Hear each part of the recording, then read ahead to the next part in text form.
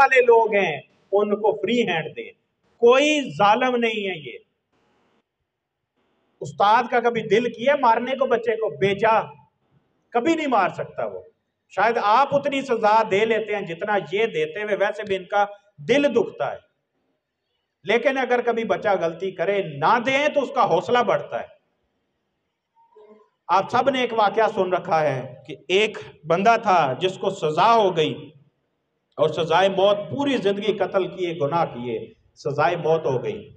उससे आखिरी ख्वाहिश पूछी गई कि जनाब बताओ तुम्हारी आखिरी ख्वाहिश क्या है, ताकि उसके बाद तुम्हें फांसी के ऊपर लटका दिया जाएगा। उसने कहा कि मेरी आखिरी ख्वाहिश ये है कि मेरी मां को बुलवाओ और मेरे ये साथ वाले फांसी घाट के ऊपर इसको भी फांसी दो मेरे साथ। लोग हक्के बक्के रह गए कि इस शख्स ने मुतालबा कैसा कर दिया है। लोग तो डिमांड करते हैं कि हमारे प्यारों को बुलाओ, हमने उनके साथ मिलना है, नसीहतें वसीयतें ये सारे मामलात करने हैं। इसने ये क्यों कह दिया? सवाल पूछा गया कि आपने इस तरह की बात क्यों की? उसने जवाब दिया, उसने कहा कि मेरी मां ही मुझे इस मुकाम तक पहुंचाने वाली है कि जब मैं पहले दिन चोरी करके या उल्टा काम करके घर में गया था तो मेरी मां ने कहा था बेटा खैर है, बच्चे हो काम होते रहते हैं इस तरह के। वो खैर का जो जुमला उसने बोला उससे मेरा हौसला बढ़ गया और फिर मैंने एक गुनाह दूसरा गुनाह और कत्ल करता करता आज इस मुकाम के ऊपर हूं कि जिस मुकाम के बाद मेरी जिंदगी खत्म होने जा रही है। और ये सब कुछ जिसने करवाया वो मेरी मां है।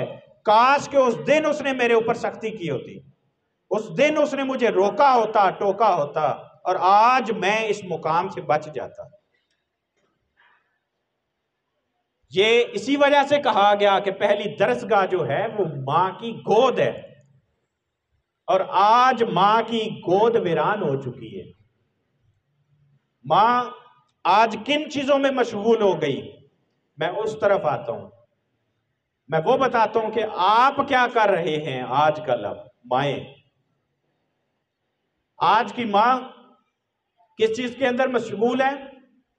अपने कपड़े बनाने के अंदर। आज की मां किस चीज के अंदर मशगूल है? मोबाइल पैकेजेस के ऊपर। जब भी देखे मां घर में जो वक्त था बच्चे को देने का वो फोन कॉल्स के ऊपर लगी हुई है। किससे बात हो रही है? मैं अपनी आपी से बात कर रही हूं, मैं छोटी आपी से, बड़ी आपी से, उससे बड़ी से। ये दर्जा बदर्जा कॉलें चलती हैं। फिर कभी मां की बारी, कभी बाप की बारी, कभी भाभी की बारी, कभी इसकी बारी, कभी उसकी बारी। आपने सबको बारियां दे ली, लेकिन आपके अपने बच्चे की बारी तो आने ही खत्म हो गई। जब बच्चे की बारी, बच्चा बेचारा, मां मुझे भूख लगी है, ठहर जो जरा कॉल सुन लो, वो रोता रहता है, बिलकता रहता है, चीखता रहता है, मां को परवाह ही कोई नहीं। मां कहती कर लेती हूं, बना के देती हूं, जरा मुझे कॉल सुन लेने दो। अब आज का जो मोबाइल है वो इतना तबाह कर रहा है आपकी औलाद को, आपको इसका अंदाजा ही नहीं। कई वालिदैन आते हैं, आके कहते हैं सर बच्चे को मना करें, घर में बहुत मोबाइल इस्तेमाल करता है, हमारी बात ही नहीं मानता। तो मैं उनसे पूछता हूं आप कितना मोबाइल इस्तेमाल करते हैं घर में? जब बच्चे के सामने, आपने भी मोबाइल सामने किया हुआ है, मां ने भी सामने, बाप ने भी सामने, बड़े जो भी हैं सब ने मोबाइल पकड़ के साइड पे बैठे हुए हैं। बच्चा पहले तो माहौल को देखता है कि मेरे साथ कौन जुड़ेगा इनमें से। तो जब वो देखता है कोई भी नहीं तो फिर वो भी मोबाइल उठाता है। वो भी कहता है कि जिसमें मुझे एंटरटेनमेंट मिलनी है मैं भी वही करता हूं, फिर जैसे ये वैसा मैं। और जब आप अपने मोबाइल की तरफ तो नहीं देखते, बच्चे का मोबाइल इस्तेमाल करना आपको बहुत बुरा लगता है।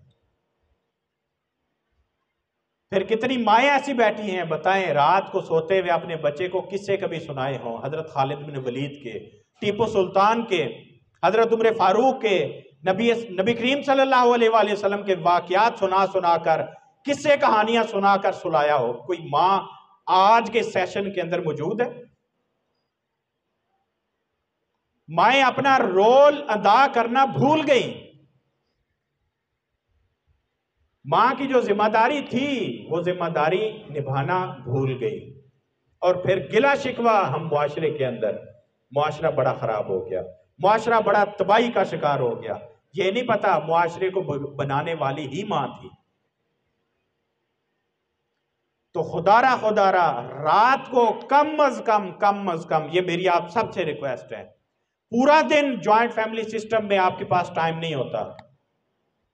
मुझे पता है हमारे मुल्क पाकिस्तान के अंदर ये जो ज्वाइंट फैमिली सिस्टम है, इसकी वजह से हम अपने आप को टाइम नहीं दे पाती, हम अपने बच्चों को टाइम नहीं दे पाती। लेकिन पूरा दिन काम करें, बाहर आगे पीछे आना जाना, रात का एक आधा घंटा सब कुछ छोड़ छाड़ के अपने बच्चों के साथ बैठ जाएं, मोबाइल साइलेंट पे करके साइड पे, अगर कोई कॉलिंग करता भी उस दौरान में बाद में ऑन करें और देखें, उनको कहें मेरे और मेरे बच्चों का टाइम है, ये बच्चों के साथ बैठें, उनसे बातचीत करें। आपको इसके बाद ये काश कहने का शायद टाइम भी ना मिले, हम अपने बच्चों के साथ काश के ये वक्त बिता लेते। आपको तो पता ही नहीं चलता आपका बच्चा कब छोटा लड़कपन से बातें करता हुआ, खेलता हुआ, छोटी मोटी शरारतें करता हुआ बड़ा भी हो जाता है, और आप उसकी बचपना ही इंजॉय नहीं कर पाते। क्यों? क्योंकि आपके पास तो वक्त ही कोई नहीं, आपके पास तो टाइम ही कोई नहीं अपने बच्चे के लिए। और कहते आप सब ये हैं कि हम सब कुछ कर रहे हैं, किसके लिए? किसके लिए? बच्चों के लिए। तो बच्चों के लिए तो आपके पास वक्त ही कोई नहीं, तो क्यों धोखा दे रहे हैं खुद को, क्यों जुल्म कर रहे हैं अपने और अपने बच्चों के साथ? तो खुदारा डेली का आधा घंटा अपने बच्चों के साथ टाइम स्पेंड करें, सब कुछ छोड़ छाड़ दें, उनकी बातें सुने, उनके साथ दोस्ती लगाएं। जब आप दोस्ती अपने बच्चों के साथ नहीं लगाएंगे, फिर वो गली मोहल्ले के बच्चों और बच्चियों के साथ दोस्तियां बनाएंगे, और उनके दोस्त फिर ऐसे पैदा होंगे कि बाद में बजाय आपको तकलीफ के और कुछ भी नहीं मिलना। फिर मुआशरे के अंदर ये जो बिगाड़ का माहौल है, आपका बच्चा तो आपके साथ शेयरिंग ही कुछ नहीं करता। उसको पता है कि मैंने अगर एक दिन सच बोला तो माँ ने तो मुझे कुट लगानी है, बाप ने तो मुझे सजा देनी है, तो मैं इनके साथ कैसे बात करूं कि पापा मामा मुझसे ये गलती होगी, आइंदा नहीं दोहराऊंगा। जिस दिन उसने खुद मान लिया मुझसे गलती, आपने तो उसी वक्त लिटा लेना है। फड़कन एक ही बात है, पढ़ो लितर सीधा करो इन्हों, मां खुद वालिद कह रही होती है सोटी पढ़ो तो बच्चे ने एक दफा मानना, उसने तो देखा ये तो माहौल ही ये नहीं है, वो तो मेरे दोस्त ठीक हैं जिनको मैं कहता हूँ यार गलती हो गई, वो आयदा कहते हैं चल छड़ गो ना करी, वो फिर कहता है इनसे तो वो बेहतर है, उनके साथ चलो। और फिर वो दोस्त ऐसी कंपनी में अक्सर ले जाते हैं, बात शुरू होती है सिगरेट से, छोटे छोटे मामलात से शुरू होती है, और आज के छोटे 5वीं 6ठी के बच्चे हमने देखे सिगरेट के ऊपर लगे हुए। किसने लगाया उनको? वालिदैन ने, उस असातिज़ा ने। कैसे बच्चे वो लगे? वो उस माहौल की वजह से लगे, और उस माहौल की तरफ धकेला किसने? आप वालिदैन ने। आपने जब अपने बच्चे को टाइम ही नहीं दिया तो उसने टाइम अपने दोस्तों के साथ स्पेंड किया, उसने वो अपनी सेलिब्रेशंस, बर्थडे कह लें, जो मर्जी खुशियां कह लें, दोस्तों के साथ मनानी शुरू कर दी। क्यों? क्योंकि घर में तो वालिदैन के पास टाइम ही कोई नहीं। फिर वो बच्चा बाद में शुरू आगाज होता है सिगरेट से, फिर दोस्ती यारी घर में बैठक से आगाज होता है, दोस्त आना शुरू हो गए, फिर बाहर बाजार में निकलना शुरू हो गए, फिर उसके बाद रातें गुजरना शुरू हो गई बाहर, और फिर आपको अंदाजा ही नहीं है कि वो किस किस्म के गुनाह करके घर में आता है, और आप ऐसे आंखें बंद करके बैठे हुए होते हैं जैसे बिल्ली, जैसे वो कबूतर बिल्ली को देख के आंखें बंद कर लेता है कि कुछ भी नहीं है, और बच्चे तबाह हो चुके। किसने बिगाड़े? वालिदैन ने। मुझे बताएं, घर में एक माहौल आपने बना रखा है गालिम गलोच का, बच्चे गालियां देते हैं स्कूल्स के अंदर आके, टीचर से खा रहे हैं गाली। कौन गाली देता है? आपके घर में माहौल है गाली देने का, आपके घर के अंदर आपके बड़े गालियां देते हैं, बच्चा सुन के उनको गाली को दोहराता है। आपके घर में पंजाबी पीक लेवल पे बोली जाती है, और जब स्कूल में आते हैं तो आप हमसे कहते हैं सारे इसको बोले उर्दू में बात किया करें। कहां से उसे उर्दू बोलनी है जब आपके घर में पंजाबी बोली जाती है? हम स्कूल्स के अंदर उर्दू में बात करते हैं, घरों में जाते साथ आप पंजाबी। हम घरों में स्कूल में तरबियत देते हैं, बेटा गाली नहीं निकालनी, घर में जाते साथ वो पहला लफ्ज गाली का सुनता है। हम स्कूल्स के अंदर तरबियत देते हैं, बेटा आप कहना है सबको, आप तू नहीं कहना, और घर में जाते साथ आप कहते हैं तू किथे से, तेनू इंज आख्या सी। तो कहां से तरबियत आनी है? हम तो करना चाह रहे हैं, लेकिन आप हमारे साथ तावन ही करने को तैयार कोई नहीं। तो यही वो वजूहात हैं जिनकी वजह से बच्चे बिगाड़ का शिकार हैं। क्यों? क्योंकि वालिदैन ने अपनी जिम्मेदारियों को निभाना छोड़ दिया। वालिदैन ने वो चीजें ही खत्म कर दी कि जिसकी वजह से बच्चे ने तरबियत पाना। जब घर के अंदर ये माहौल होगा गालम गलोच का, तू तुरा का, तो फिर कुछ भी पीछे नहीं रह जाएगा। दूध बैठ जाओ पीछे। तो खुदारा अपने बच्चों की तरफ तवज्जो दें, अपने घरों में माहौल बेहतर करें, अपने बच्चों को इज्जत देना सीखें, अपने बच्चों को इज्जत के साथ बुलाएं, अपने बच्चों को आप कह के मुखातिब करें, और अपने बच्चों को तरबियत दें, बेटा जिससे भी बात करनी है आप बोला करो, बड़ों की इज्जत किया करें। घर में बच्चे आ जाते हैं, कोई मेहमान आ जाता है, मिलना पड़े तो बच्चों को मिलना नहीं आता, सलाम लेना नहीं आता। ये घरों के अंदर माहौल अजीबो गरीब से बना रखे हैं, तो ये किसने बनाए हुए? ये वालिदैन ने बनाए हैं। तो खुदारा इसको चेंज करें। अगर चेंज नहीं करेंगे तो फिर सवाए गिला करने के और कुछ भी नहीं है। आप जितने अहबाब भी बैठे हुए हैं, आप सब आज इस मौके के ऊपर आप सब के दिलों के अंदर बहुत सी ऐसी ख्वाहिशात होंगी कि जिनको आपने सोच के कहा होगा, काश के हमारे वालिदैन ने हमें इस तरह का बनाया होता, काश के हमारे वालिदैन ने हमें ये वो चीजें दी होती। वो काश आपके जो जहनों के अंदर आ रहा है, आज कुदरत ने आपको उस काश को ठीक करने का मौका दिया है। वो हर उस काश को ठीक कर लें और अपने बच्चों के अंदर तब्दीली ले आए। वो जो आप चाहते थे आपको नहीं मिला, आप वो अपने बच्चों को दें, ताकि उनके जहनों में ये काश ना आए। बात की कि वालिदैन घर में अगर तरबियत करना शुरू करें और हमारे साथ कोऑपरेट करें, हम सिखाते हैं अपने बच्चों को इस तरह की हर वो एक्टिविटी, हर जुमे के जुमे यही सिखा रहे हैं। हम अपने बच्चों को तरबियत देते हैं, बेटा चीज शेयर करके खाओ, बेटा अपने क्लास फेलोज के साथ चीज को शेयर किया करो। और जब हम कहते हैं शेयर किया करो, बच्चा घर से लंच लेके आता है, हम कहते हैं बेटा शेयर करो, बच्चा बोलता है मेरी मामा ने कहा था किसी को ना देना, अकेले खत्म करना है, किसी को नहीं बेटा देना। ये कौन सी तरबियत देना चाह रहे हैं आप लोग? इस्लाम ने तो ये कहा था, मुहाजिरीन जब हिजरत करके पहुंचते हैं मदीना में, इसार को नबी सल्लल्लाहु अलैहि वसल्लम हुक्म देते हैं कि जो कुछ तुम्हारे पास है इसका आधा अपने मुहाजिर भाइयों को दे दो। इस्लाम तो इस चीज का कायल था। और हम और आप कौन सी तरबियत करना चाह रहे हैं? बेटा जो कुछ खाना है खुद खाना है और इसको खत्म करना है, साथ में से किसी को नहीं देना।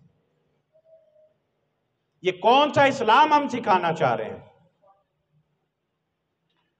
हम अपने बच्चों के अंदर जब शेयरिंग का कॉन्सेप्ट पैदा करना चाहते हैं, कैमरे लगे हुए हैं पूरे स्कूल्स के अंदर, हर ब्रांच के अंदर, हमारी तीनों ब्रांचेस के अंदर, तो हम देखते हैं ब्रेक का टाइम होता है, जब आपने ये वाला कंसेप्ट दिया बेटा अपना खुद ही खाना है, तो वो बच्चे खेल रहे होते हैं, खेलते खेलते अपने दोस्तों को मसरूफ करके वो भाग के बच्चा आता है, कमरे के अंदर जाता है, कुंडी लगा के जेब में से चीज निकालता है और खिड़की में से देखता है कि मुझे देख तो नहीं रहा, और खाना शुरू कर देता है।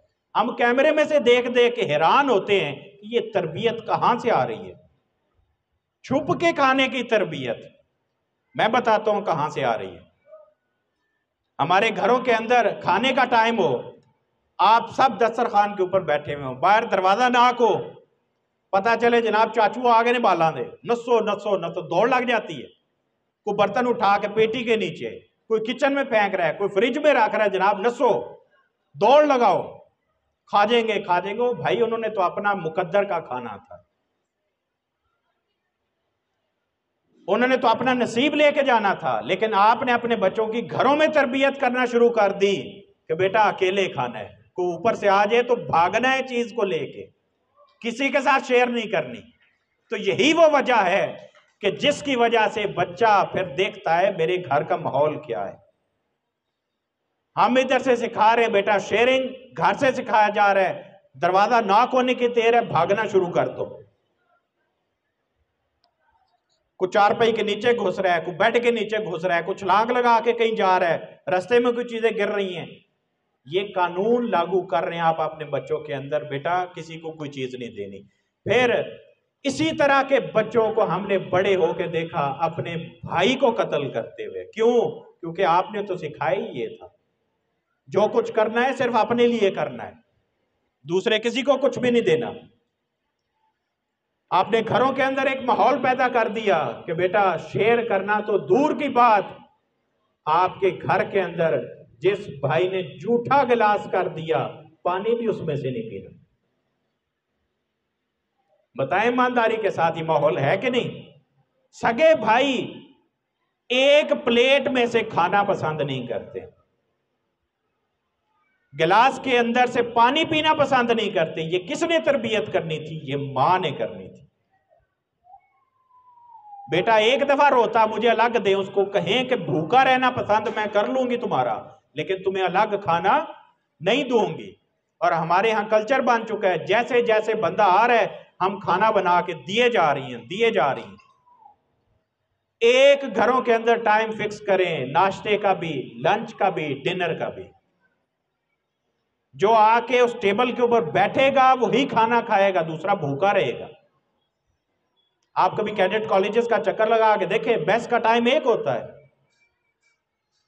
45 मिनट आधा घंटा दिया जाता है, टाइम के ऊपर पहुंचना है और अपना खा के प्लेट साफ करके फिर वापस जाना है।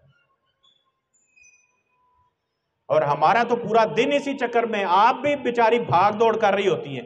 सबसे पहले बच्चे को नाश्ता, फिर खामंद को नाश्ता, फिर बुजुर्गों को नाश्ता, फिर जो लेट उठने वाले उनको नाश्ता, फिर आगे से दोपहर की रूटीन शुरू, फिर जैसे बच्चा आया उसको खाना, फिर उसको खाना, उसको खाना।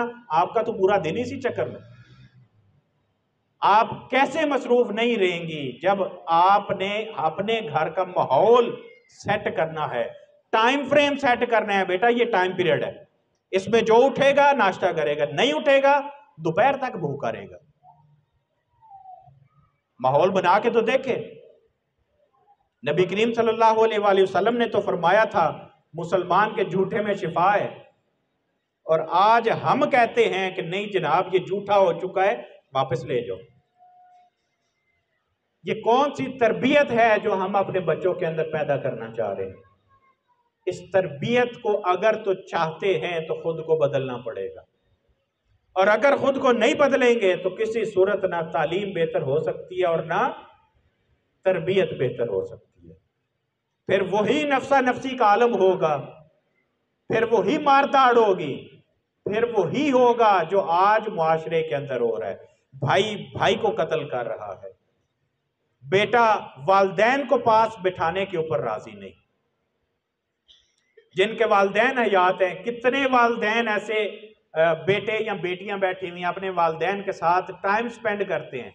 आप अपने वालदैन के साथ बैठते भी हैं तो मोबाइल फोन का इस्तेमाल कर रहे हैं। ये अंदाजा लगा लें कि आप बाद में जब वो वफात पा जाते हैं तो फिर रोते हैं, वो कुल शरीफ हो रहा है, 10वां हो रहा है, उसके ऊपर पता नहीं कितने कितने खराजात किए जा रहे हैं। काश के अपने वालदैन की जिंदगी के अंदर उनको ये सब कुछ खिला दिया होता, उनके पास बैठ गए होते। आज के अपने घरों के अंदर बुजुर्ग बेचारे बात करने को तरसते हैं।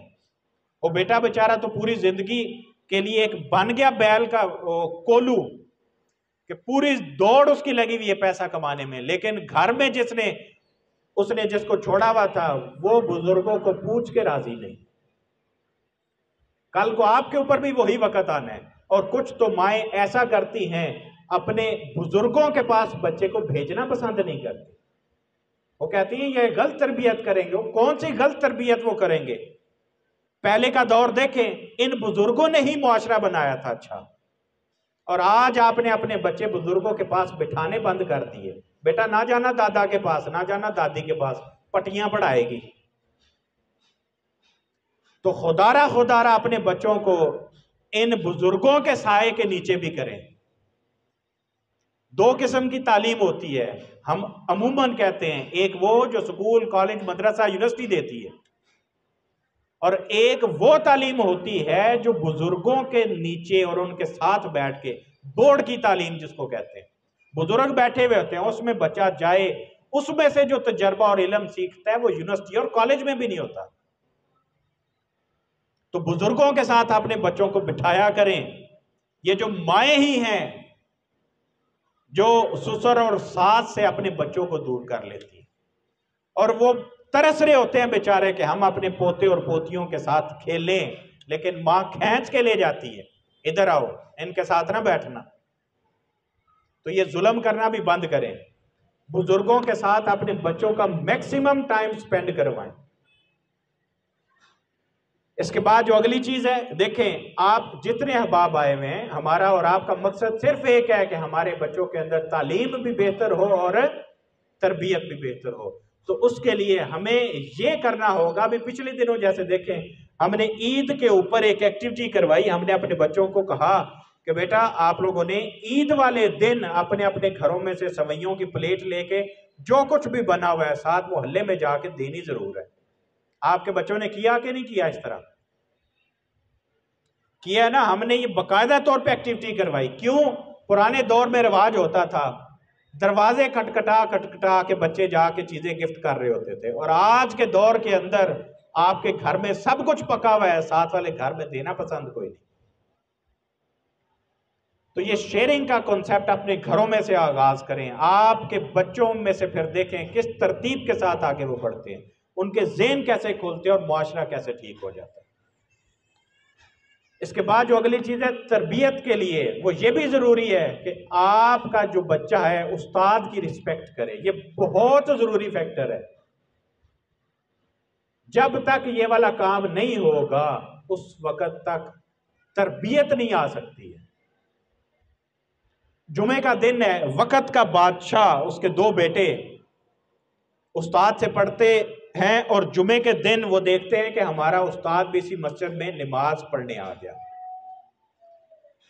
जैसे ही सलाम होता है नमाज के बाद का, तो बच्चे दौड़ते हैं जूतियों वाली जगह की तरफ, और दोनों बेटों की यह ख्वाहिश होती है कि मैं अपने उस्ताद के जूते पकड़ के उसको पहनाऊं।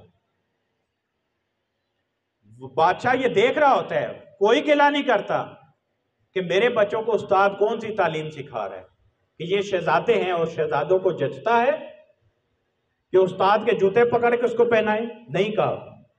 पुराने दौर में तो उस्ताद का ये मुकाम था।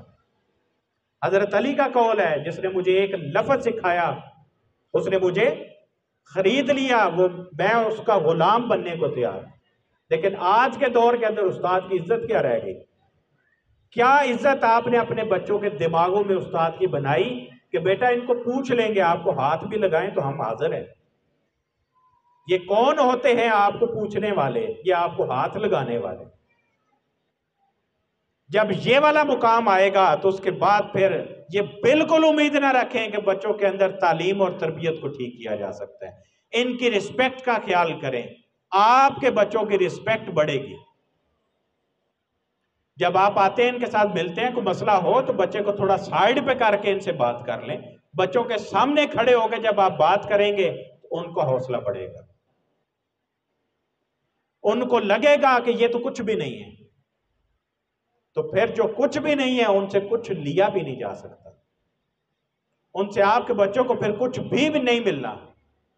तो खुदारा ये वाला मामला भी, इन असातिज़ा की इज्जत का भी ख्याल करें। उसके बाद अपने घरों में बच्चों को प्यार देना शुरू करें।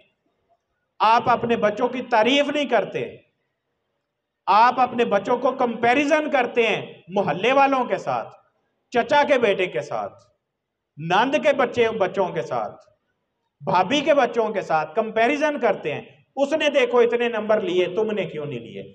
उसने देखो इस तरह किया, तुमने क्यों नहीं किया? उसने ऐसा किया, तुमने। वो फिर उस सुन के इस लेवल के ऊपर पहुंच जाता है, वो कहता है ही जब सब कुछ वो तो फिर मैं इनका बेटा कहां से आ गया? उसी के साथ जाके बैठे। अपने बच्चों का किसी के साथ कंपैरिजन ना करें।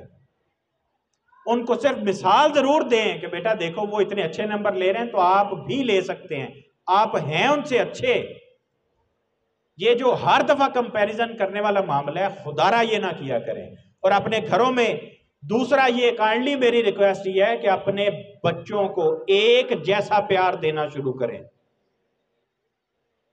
एक जैसा प्यार क्या है? 3 बच्चे खड़े हुए हैं, आप उन तीनों में से कहें ये वाला बच्चा मेरा बड़ा अच्छा है, ये 2 अच्छे नहीं। ये वाला बच्चा मेरी बड़ी बातें मानता है, ये वाला बच्चा मेरा बहुत प्यारा है, मैं तो इसी से प्यार करती हूं, वो दूसरा फिर उसी का दुश्मन हो जाता है। आप आजमा के देख लें, आपका एक बच्चा है 2 साल का हुआ, 1 साल का हुआ, आपका नया बच्चा पैदा हुआ, तो वो नए वाले को बड़ा कभी एक्सेप्ट नहीं करता। क्यों? वो कहता है जो मेरी तवज्जो थी, मेरी मां की मेरे साथ अटैचमेंट थी, वो इसने ले ली। आप आजमा के देख लें, आप थोड़ा साइड पे हो, वो बच्चा उसे थप्पड़ मारेगा, वो उसे टांगे मारेगा, वो उसे धक्के देगा, ये निकले किसी तरह इधर से। तो सेम इसी तरह जो सगे भाई हैं, बहनें हैं, बेटियां हैं, वो सामने खड़ी हो, आप एक की तारीफ करें दूसरे की ना करें, दूसरे का दिल भर जाता है। वो कहता है मेरे माँ बाप तो इसी के साथ ही जुड़े हुए हैं। और कई बच्चे तो मुंह के ऊपर कहते हैं आप तो प्यार ही इसी से करती, मैं उससे तो प्यार ही नहीं करते। और इस तरह के बच्चे अमूमन चिड़चिड़े होते हैं, अमूमन लड़ाई करते हैं, अमूमन गुस्से वाले होते हैं, अमूमन आपके साथ बैठना पसंद नहीं करते। उन बच्चों को करीब करें, उनको बोसा दें, उनके साथ प्यार करें, उनको एहसास दिलवाएं कि बेटा हम वालिदैन आप सबके लिए एक जैसे हैं, आप सबसे प्यार करते हैं और सबको एक जैसी चीजें ला के दें। वादे करें तो फिर वो पूरे करें। झूठ बोलने से अपने बच्चों को बचाएं।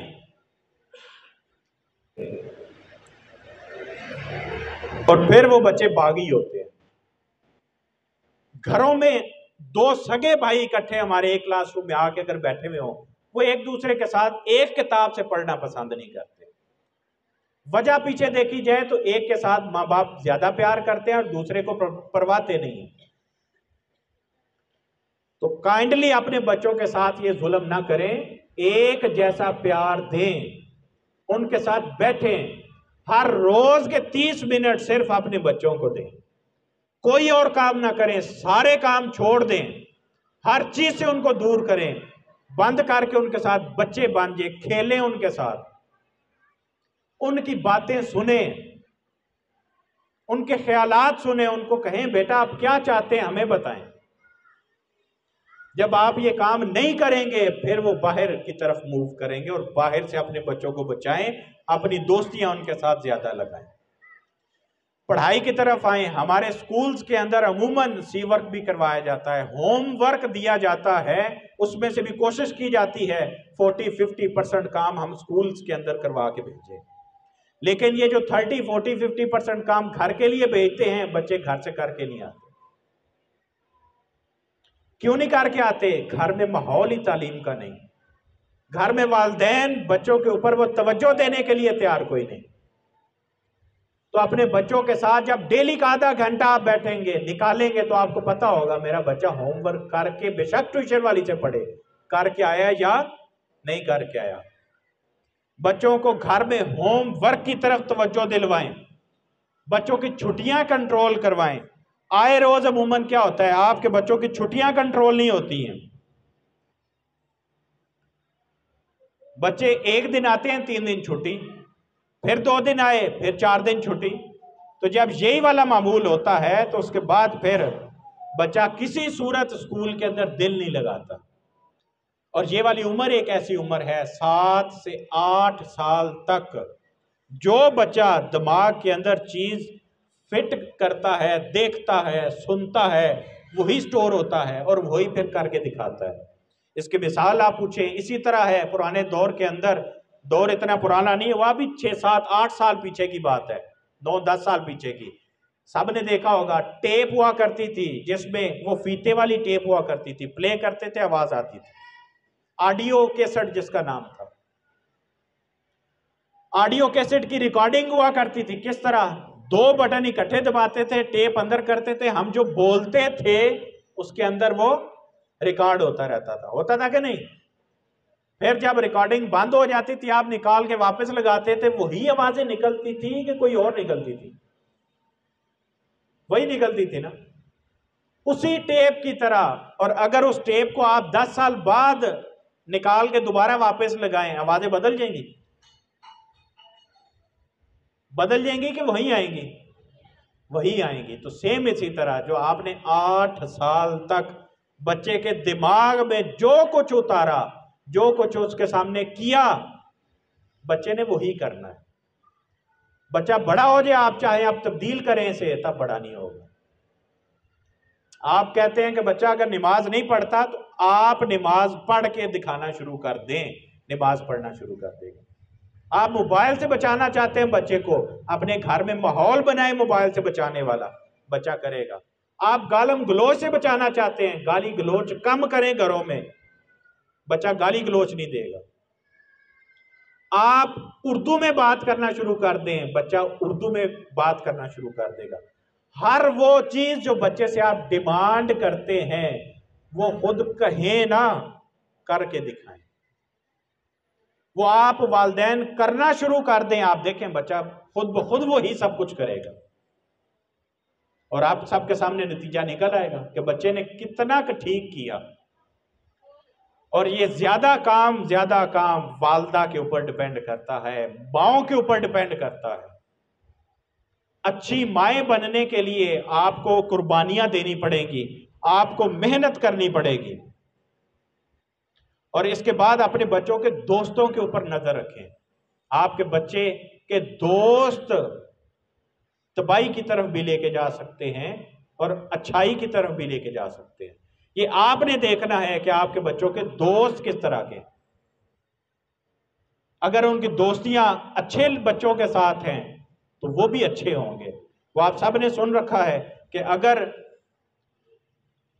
आप किसी खुशबू वाली दुकान के अंदर जाकर सिर्फ बैठ के उठ के वापस आ जाए, आपके कपड़ों के अंदर से खुशबू आना शुरू हो जाती है।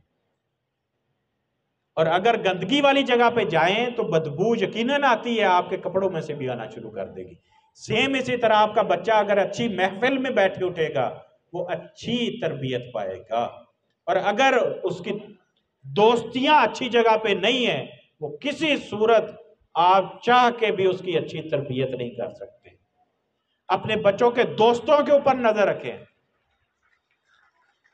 अपने बच्चों की दोस्तियों को वेरीफाई करें, उन बच्चों के साथ सवाल जवाब किया करें। बेटा आपके वालिद क्या करते हैं, बेटा आप क्या करते हैं। आपका दरवाजा जब नॉक करने आए कि इसको भेजें मेरे साथ खेले, उसको पास बिठाएं, उसका बोलने का अंदाज देखें। अगर तो मुनासिब नहीं है तो अपने बच्चे को उससे दूर करें। अगर दूर नहीं करेंगे तो कल को यही दोस्ती आपके बच्चे को भी तबाही की तरफ ले जाएगी। और फिर जब वो बच्चा बिगड़ जाएगा उसके बाद आपके पास कोई हल नहीं रह जाएगा। सुबह जब बच्चे को स्कूल से भेजने लगे, यूनिफॉर्म पहनाएं, बैग दें, नाश्ता कराएं, निकलते हुए दरवाजे तक छोड़ने आए, माथे पे बोसा दें, रुखसत करें।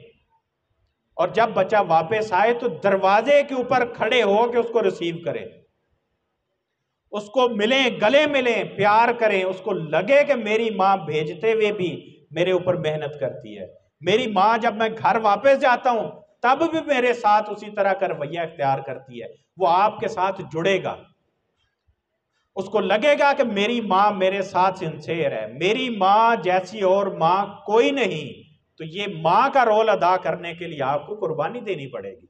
बच्चा घर में दाखिल होता है तो माँ कभी किचन में बैठी हुई है, कभी कपड़े धो रही है, 1 मिनट लगता है सब कुछ छोड़ छाड़ के रिसीव करें बच्चे को।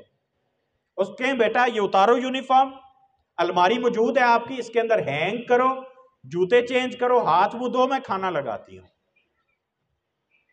मजा तो इस चीज में। और आज क्या होता है, बच्चा घर आता है, मां को पता ही नहीं होता किस टाइम घर पहुंचा।